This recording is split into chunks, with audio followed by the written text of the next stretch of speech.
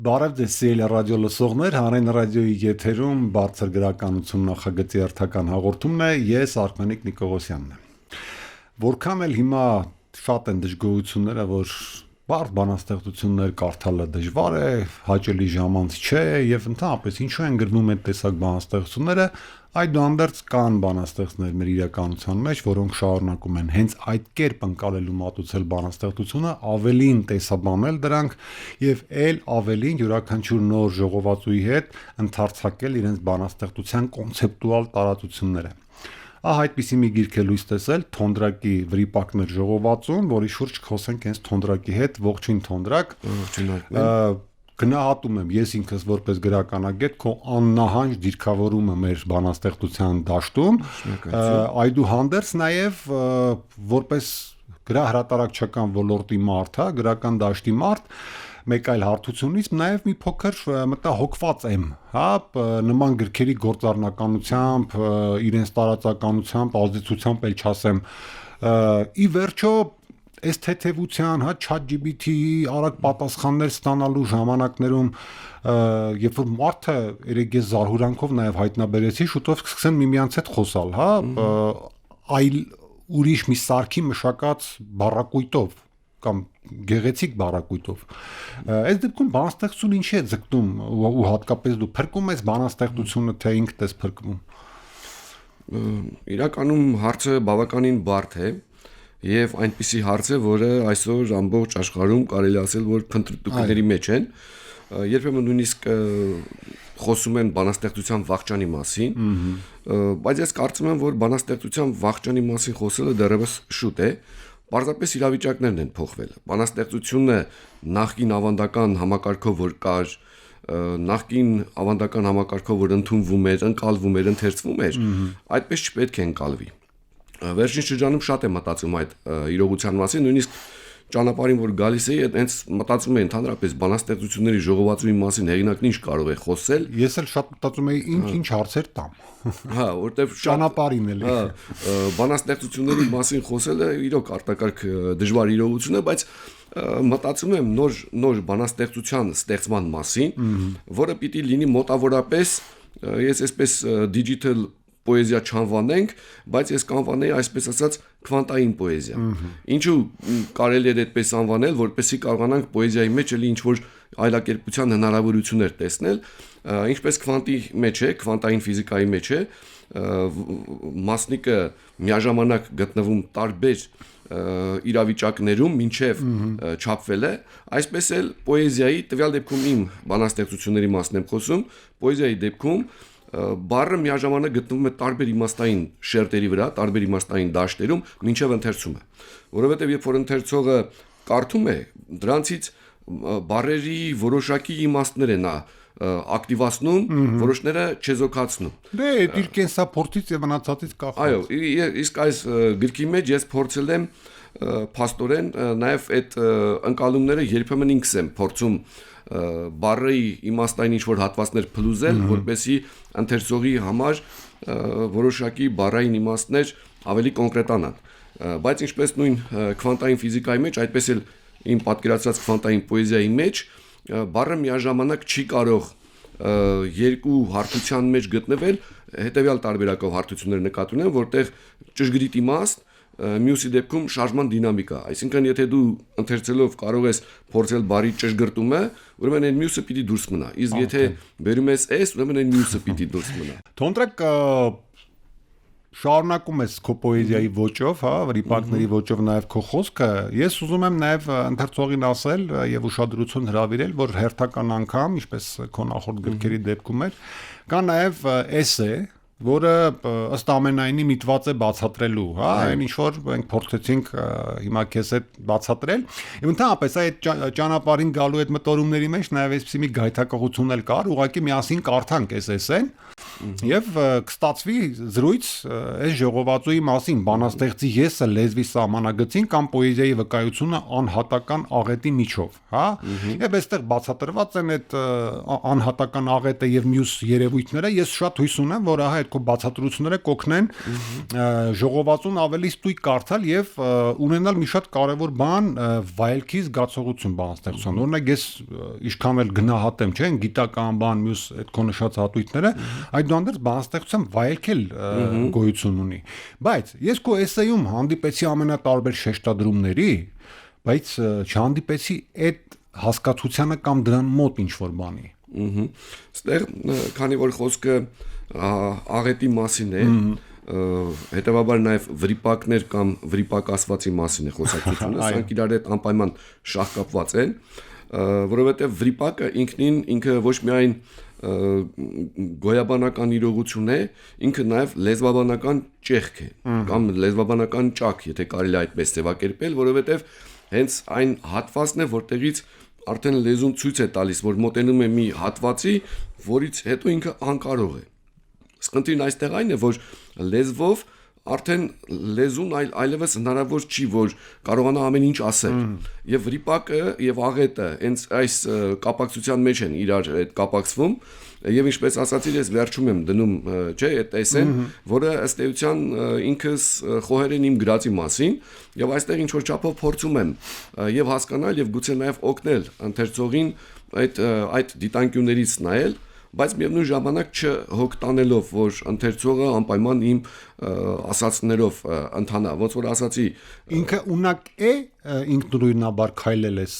բանաստեղծության տարածքներով։ Անպայման, օրինակ ես որ ասացի պետք է բարերի այդ բոլոր իմաստային շերտերով ուրեմն փորձարկել, այսինքն նույն բանաստեղծությունը կարող ես մի քանի դիտանկյուններով նայել։ Նույն բանաստեղծություն, օրինակի համար, եթե մենք օգտագործենք ցանց բառը, չէ՞։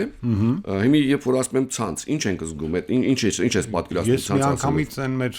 Սևանա լճի ցանցերը պատկերացրեցի, բայց հետո նաև մտածեցի, որ նաև ինտերնետ եւ այլն, էլի։ Որովհետեւ հենց այդ երկու այդ խաղարկումների դեպքում, եթե ինտերնետն ենք վերցնում, ուրեմն որսի ցանցը կամ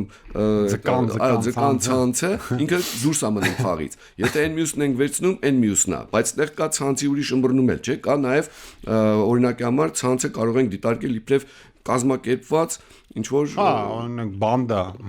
թե չէ ոչ միայն բանդան այլ նաև կազմակերպված ամբողջություն ավելի վերացական իսկ այդ վերացականի կոնտեքստում ինքը արդեն փաստորեն կորցնում է նյութականը հիմի ստացվում է որ ընթերցանությունը եթե մենք տեղափոխում ենք այդ մի քանի դաշտերով գուցե արդեն ընթերցանության այս նոր մոդելով ինչ որտեղ հետաքրքիր լինի չգիտեմ վայելքը գա կոնտրակտ տես երբ որ դրուցում ենք ասացիր որ գիրքը լույս է տեսել վրիպակներ վերնագրով ժողովածուն ես իհարկե իմանալով քո կոնցեպտուալ խառնվածքը քո մտածողությունը առաջին պահ մտածեցի որ վրիպակներ գրքում հավաքել ես այն գործերը որոնք նախորդ գրքերից վրիպել են հա այդպես շատ բառացին կալեցի եւ գիրքը կարդալ ընթացքում նոր իհարկե եկա հասա այդ վրիպակի կարեւորությանը եւ մի հետաքրքիր բան ֆիքսեցի քո գրքի կոնցեպտուալ տարածքում էլի ինչպես ես կարողանում այն ինչ որ թերություն պետք է ընկարվել վրիպակ հա դարձնել առավելություն, հա, որտեվ այստեղ հոգեգալուց բանաստեղծություն ունես, ասում ես վկայված է, եղեք ուշադիր, վրիպակների մեջ է այնինչ որոնել եք, վկայված է, վրիպել նշանակում է բացահայտել, վրիպել նշանակում է լինել ամբողջական։ Եվ մի դիտարկում էլ ավելացնեմ, գրքում կա ավելյաց վերնագրով բաժինը, որը էլի եթե իմ այն առերևույթ ըմբռնումներով դատեմ ավելից հավելված էլի, չէ՞, այն ավելորդ բաները, որ ասենք են երկու կոնցեպտուալ բաներում տեղ չեն գտել լցել են, բայց չգիտեմ կհամաձայնես թե չէ, ամենալավ շարքներ գրքի, այսինքն ինչպես անել, ոնց ես անում ավելի շուտ, որ առաջին հայացքից այդ թերություն, վրիպում ավելորդություն ընկալվածները ի վերջո դառնում են բարձրակետը քո ժողովածուի եւ վերնագրի տարածքում եւ բովանդակության մեջ սա էլ մտածված իրողություն է երբ որ գրում եմ բնականաբար չեմ մտածում այդ ուղղությամբ վերնագրերը հետո ես դնում այո վերնագիրն էլ եմ վերջում դնում SNL արդեն դա փորձնա ընդհանրապես SN գրելուց հետո եմ վերնագիրը մտածում եւ այնտեղ եթե ուշադրություն դարձել ես անգլերեն ֆրանսերեն տարբերակով վրիպակներ գրել եմ erratum տարբերակը այդ մեկը չի հասկացել ես լեզուներ չգիտեմ հա ինչով է հետաքրքիր որ սովորաբար վրիպակներ ասվածը մենք դրվում է գրքի վերջում չէ որ բայց դա գրքի սկզբում է դրված եւ հենց այստեղից է ցույց է տալիս որ ինքը որ ինքը արդեն ուրիշ տարածություն է ենթադրում Իսկ բաժիների այդ իրողությունները որ կան, ավելիացի մասին, հա, ուշադրությունն եթե դարձնես, համաձայն չես իմ հետ, առաջին երկու բաժինները ավելի շատ հենց այդ անհատական եսի կոնտեքստից է խոսվում։ Երրորդ հատվածը այդ ավելիաց իրողությունները, դրանք արդեն մենքի դաշտից է խոսում։ Մենքի սկզբունքով է։ Սկզբնական շրջանում ես էլ չգիտեի այդ բանաստեղծությունները ինչ անեմ, որտեվ ակնհայտորեն տարբերվում էին։ Նաև դրա համար մտածեցի հենց ավելիացի, ինչպես որ նախկինում մենք ունեցել ենք ամիսների մեջ ավելիաց 5 օրերը։ Որը շատ կարևոր օրեր են, հետո պարզվում է։ Թողնենք մի բաժնի վրա էլի էական ուշադրություն դարձնենք, միջօրեական բաժնի։ Ուզես թե չուզես, գուցե նաև իմ իմացությունների կամ իմացությունների սահմանափակության պատճառով ես անմիջապես հղվեցի Պաուլ Սևակի վերնագիրը վերջում շարքը։ Երբ որ ժամանակին մարդ հապմեջ գրքից, երբ որ դիտողություն էին արել կարծեմ քննադատները Սևակին, թե անվերնագիր գործեր են, ինքը ասել էր վերնագրերը վերջում են, հա, եւ յուրաքանչյուր բանաստեղծության վերջին տողը ըստ ամենայնի վերնագիրն էր։ Դա իմ քայլերն են, իմ լռությունն է եւ այլն եւ այլն։ Բայց ինչն է հետաքրքիր, երբ որ կարդում ես Սևակի բանաստեղծությունները, դու կարող ես գուշակել։ Եթե գիտես կոնցեպտը, կարող ես գուշակել բանաստեղծության վերնագիրը, մոտավորապես նույնիսկ։ Ես օրինակ շատ փորձեցի, այս շարքը կառուցված է այդպես, բանաստեղծությունների վերնագրերը վերջում են դրված։ Շատ փորձեցի, բայց ոչ մի դեպքում չկարողացա վերնագիր գուշակել։ Դրա մասին ինչ կասես։ Ընդհանրապես եւ ինչու վերջում էլի այս գիրքը մի քանի տարբերություն ունի իմ նախորդ գրքերի համեմատ։ Մեկ առաջին անգամ, որ այդ մի շարքը բանաստեղծություններից բոլոր բանաստեղծությունները ունեն վերնագրեր, թեկուզ վերջում տեղադրված։ Ես երբեք բանաստեղծություններին վերնագրեր չեմ դրել։ Դա էլի երթին, այո։ Դու մենակ ժողովատուններն ես դարձել։ Մյուսը ինչով է այստեղ հետաքրքիր, որ ինքը ոչ միայն դժվար է կանխատեսելը, այլ այդ վերջին վերնագրային շեշտադրումով նոր ընդհանրացում է անում, բայց միևնույն ժամանակ կազմակերպում է դեպի հաջորդը։ Հաջորդին էլ է տանում ինքը։ Այստեղ վերնագրերը եւս հետագայում, ասենք, հետագայում է մտածել այդպես կազմակերպել եւ չգիտեմ ինչքանով է ստացվել, կարծում եմ ինչ որ ստացվել է, տես ուղակի գիտես, քո նախորդ գրքերի ժամանակ էլ ենք խոսել դրա մասին, որ սա մի պոեզիա է, որը կերտվում է ոչ միայն ինքնին, այլ նաեւ ինտելեկտուալ, ինտերտեքստուալ, ամենատարբեր հղումներով եւ գուցե ես այն տեղում չեմ այս դեպքում հայտնվել ինչ որ դու ես տանում, էլի, հա, ոչ թե Սևակ, այլ չգիտեմ, գուցե Պաուլ Ցելան, դա տարածված մոդել է, վաղուց հայտնի է, որ վերնագիրը վերջում է դրվում։ Ես ուղղակի այստեղ փորձել եմ այս մոդելով իրականացնել, այսինքն վերջին վերնագրային շեշտադրումով ամփոփել եղածը եւ անցնել մյուսին։ Հուշում է նաեւ դեպի մյուսը։ Թոնտրակ ես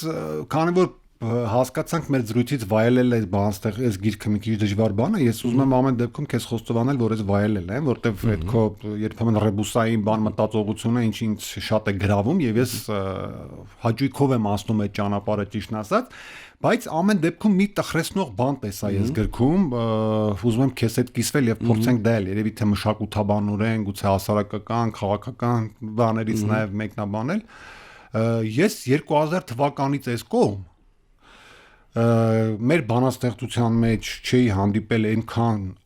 ահռելի ծավալի զգացողությունների տեսանկյունից ապոկալիպսիսյան այդպես տրամադրություններ, ինչքան քո գրքի հենց առաջին բաժնում, հա, գիլյոտինների, հա, պարանոցին կախված այդ գիլյոտինների այդ սարսռազդեցիկ պատկերները, որոնք նաև այդ բանաստեղծության ձևից էին երևի թե գալի, շատ ճնշող էին։ Ժամանակին այդ ապոկալիպսյան տրամադրությունները գիտես, կար տարածված բացատրություն, որ աշխարհի վերջը մոտ է բան եւ այլն, հա։ Քո դեպքում ի՞նչն է մղել նման տրամադրությունների, որովհետեւ էլի մի շատ կարևոր բան էլ ասեմ, նախորդ գրքերից մեջ օրինակ նախորդի վերնագիրի չեմ հիշում, բայց այնտեղ շատ կարևոր զվարթություն կար որոշակի, այստեղ ինչ որ սպառնալիքներ, բաներ էլի ներկայ։ Իրականում սպառնալիք, չգիտեմ ինչ չկա, բայց զգում է էլի, այ որ էսեք, այ վրիպակեք, բան, այ Չէ, այնտեղ այդ գիլյոտինի պատկեր էլի որտեղից էլի հնարավոր է, բայց եթե ուշադրություն դարձրել ես, ինքը լրիվ ուրիշ բանով կարող է ավարտվել եւ շարքերը, այդ բանաստեղծության շարքերը, որոնք ամեն մեկը մի բաժին է, ինքը այդ մղձավանջային այդ իրողություններով է գալիս։ Թոնտրակ ընդհանրապես եթե գանք պատկերներին շատ տպավորիչ պատկերներ կան, հա, գրքում կարծես իսկապես ինքնին բանաստեղծական ծնված, որքան էլ դու տեսաբանես եւ փորձես դրանց տալ բացատրություններ, որտեղ բացատրություններից կարելի է այնպեսի տպավորություն ստանալ երբեմն, որ այս մարդը դրել է քանդակել է, հա, ամեն մի տողը, բայց իսկապես նաեւ այդ տպավորությունը կա յուրաքանչյուր տողի ծնվածության, պատկերի հենց բանաստեղծավարի ծնվածության, հա, ես օրինակ էլի մի ահագնալի պատկեր տեսա գրքում, կներես, որտեղ էլի պետք է գամ այդ ապոկալիպսիսյան տրամադրությունները, որտեղ իսկապես այդ զգացողությունը վաղուց չի ունեցել բանաստեղծություն կարդալու, ասում է ապագայի քոչվորներն են անցնում լեզվից մերկացած տարածքներով, մոխիրների միջով հին ու նոր գրերի։ Իմի տես, եթե ես դա բացատրեմ, լեզվից մերկացած տարածքներ։ Հա, բանաստեղծությունը եթե ես իմի փորձեմ բացատրել, դա արդեն կլինի վրիպում։ Այստեղ խնդիրը ուրիշ է, ուղղակի տես, բանաստեղծության մեջ ամբողջ ժողովածուն ինքը ամենայն հավանականությամբ բան է, այսպես խաղարկվում է վրիպակների վկայության, ավելի կոնկրետ վկայության անհնարինության եւ աղետի մասին։ Սրանք իրար հետ կապված են։ Ինքը նաեւ վկայությունն է, վկայություն ինչ որ բանի մասին, որը անհատապես կարող ես ապրել, բայց միևնույն ժամանակ չես կարող հաղորդել, որովհետեւ վկան ինքը եւս վկայի կարիք ունի։ Էսեի մեջ Պաուլյանից որ դրել է այդ դիտարկումները, որովհետև տեստեղ ինչն է հետաքրքիր, աղետը կամ վկայությունը որպես այդպիսիք իրենք ոչ թե իրադարձությունն են, այլ լռության տարածություն է։ Այ դրան էլ գանք, օրինակ իմ մարմինը բանաստեղծության մեջ էլի այսպիսի ֆրազ կա, հողի ներսում մոռացված մի արմատ, որ խոսում է մի լեզվով, որով լռել են։ Այդ օրինակ փորձենք այս ոչ թե քո էսեից, այլ այս ժողովածուից ինչ որ մի արտահայտություն դուրս բերել քեզ այս գիրքը բնորոշող, սա կարող է որպես բնաբան ծառայել, հա։ Սա արդյոք այն լեզուն է, քո պոեզիայի լեզուն եւ վրիպակներ ժողովածուի լեզուն, որով սովորաբար լռում են կամ որով լռել են։ Ավելի շուտ որ այստեղ խոսում եմ կամ փորձում եմ խոսել այն լեզվի մասին, որը նոր պիտի գա։ Այսինքն պոեզիայի դա մի լեզու է, որով լռել են։ Այո, որով լռել են, լեզու, որով լռել են, այսինքն լեզու ոչ թե միայն խոսել են, այլ այնց այս ամբողջ էֆեկտը, հետաքրքրությունը դրանում է, որ այն ինչ որ մենք ասում ենք խոսքի լեզվի միջոցով ամեն ինչ չենք կարող դա փոխանցել եւ ավելի շատ մենք լռում ենք ու իմ բանաստեղծության մեջ հենց այդ դաթարները, լռության այդ իրողությունները եւ երբեմն ինչ որ ընդհատումները խոսում են հենց այդ իրողության մասին, որ ես ինչքան որ ասում եմ, ավելի շատ ես լռում եմ եւ իմ ասացի միջոցով, քանի որ ես այն ինչ որ լռում եմ, չեմ կարող ասել, բայց փորձում եմ իմ ասացի միջոցով ընթերցողին եւս հաղորդակից դարձնել հենց այդ լռությանը։ Փորձենք հաղորդակցել։ Ես այդ որ ասում եմ խոսքի մասին չգիտես, ես լավ էլ հաղորդակցվում եմ։ Ոնց եւ մի հարցել երևի որպես նաեւ ամփոփում մեր զրույցին, որտեվ հետաքրքիր բան է, չէ՞, ընդամենը մի փոքրիկ ժողովածու, որի շուրջ կարող ես ժամերով խոսել, հա, հիմա եթե ուզենք շարունակել ժամերով խոսենք, մանավանդ եթե ամեն բանաստեղծության վրա գնանք։ Հիմա կարծեմ նախորդ անգամ էլ անդրադարձանք այդ թեմային, բայց քանի որ լավ չեմ հիշում, ուզում եմ այդ հարցը տալ։ Երբ որ ժողովածուն իր բաժիններով, էսեյով նայում ես, իսկապես այդ անցումները, հա, այն ինչպես ասեցիք, այն միջօրեականներ բաժնում, այդ վերնագիրը նաև նախապատրաստում է հաջորդի մուտքը եւ այլն եւ այլն։ Բանաստեղծությունը որպես երևույթ, հա, ոչ թե որպես ժողովածուի մաս, բաժնի կառուցվածքի բաղադրիչ, մեկին մյուսին հղող երևույթ, ինքնին անհատ կա քեզ մոտ այս գրքում մանավանդ բանաստեղծություն, մի բանաստեղծություն, որ կարող ես այս գրքից անել, այս գրքի կոնցեպտներից, տարբեր այդ համատեքստերից եւ ինքը ապրի, ըստ քեզ։ Կարծում եմ այո, որովհետեւ հենց մյուս տարբերակն էլ ու էլի գալիս ենք այն process-ին, որ այս ունի, այս չունի եւ ունի երրորդը։ Անպայման, ուրեմն այս իրողությամբ ինքը յուրաքանչյուր բանաստեղծություն, դրանք այսպես ասած ես եմ, չէ, որոշակի բռնություն եմ գործադրել, որ մտցրել եմ այս հատվածի մեջ, սրանից հետո, բայց համոզված եմ, որ դրանք, երբ որ ես գրում էի, ես որ չէի մտածում, չէ, ես ինչու եմ գրում, եւ հետո ես տարբեր հերթականությամբ եմ գրել եւ տարբեր ժամանակներում եմ գրել։ Բայց երբ որ ինքս դասավորել եմ, դա իմ իսկ գրածի ինչ որ դասավորում է։ Դու ինքդ կարող ես ուրիշ ձևի դասավորել, եւ ցանկացած գրականագետ օրինակ համար, եթե ուզում է խոսի գրքի մասին, ինքը կարող է լրիվ ուրիշ դասավորության մեջ տեղադրել։ Ոնց հասկացա, դու թույլ կտաս հիմա քո ժողովածուն ես քանդեմ, հավաքեմ։ Միանշանակ, որովհետեւ մղձավան 7-ը դառնա մղձավան 4։ Կարող ես տեղափոխել նույնիսկ մյուս բաժին։ Լավ է, այդ դեպքում ավելիացները բա։ Որպեսզի այստեղ ուրեմն ընթերցանության այդ յուրահատկությունները գան եւ քո ասելիքը ինքը արդեն ընդլայնվում է։ Ինչ որ տեղ այս պոեզիան նաև թթխմորի էֆեկտ ունի։ Շատ լավ, Թոնրակ, այդ լավ եզրահանգմամբ ավարտենք, բայց այնուամենայնիվ չեմ թողնի մեր ընթերցողին առանց մեկ առանձին ամբողջական բանաստեղծության ընթերցման կարճերից, որպես նաև ապացույց, որ այս գրքում կան բանաստեղծություններ կամ այս գրքի բոլոր բանաստեղծությունները նաև առանձին բանաստեղծություններ են։ Մահը սահում է հանց ճեղքված բազալտի մեջ փայլատակող խոստում, թեթև ինչպես Անդրևի կաթիլ, որ չի հասնում գետնին։ Անձայն մի սահք դեպի անանուն խորություն, մի օր ամեն ինչ անուն կունենա։ Լավատեսական էր, չէ՞։ Շնորհակալ եմ դրության համար։ Սիրելի ռադիոլսողներ, վերջում հիշեցնեմ, որ հանրային ռադիոյի եթերում բարձր գրականություն նախագծի հերթական հաղորդումներ, ես Արմենիկ Նիկողոսյանն եմ, զրուցում էի բանաստեղծ Թոնդրակի հետ, մեր զրույցի թեման նրա վրիպակներ բանաստեղծությունների ժողովածուն էր։ Լավ եղեք։